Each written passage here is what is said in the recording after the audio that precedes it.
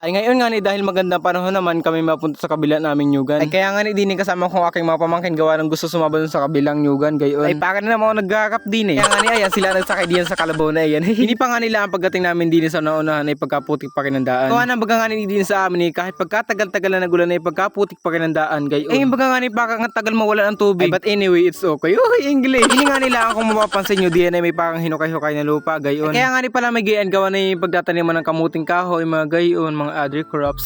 Ay, dahil nga niyan ang pangunahing kinabubuhay din sa amin. Sa pa nga ni aking pagkukupras ay yung baga pinapausukan na niyo gayon tapos sinasako at binibinta. Ay gawa ng baga nga ni talaga naman din sa Quezon na talaga ng pangunahin din ay coconut farming gayon. Kaya napapansin ko nga ni sa akin mga pag-voice over okay patalino ng patalino.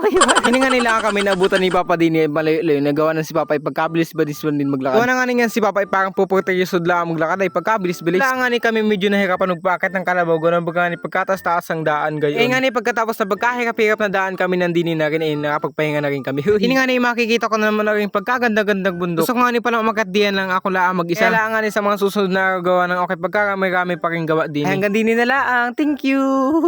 Ay si OA.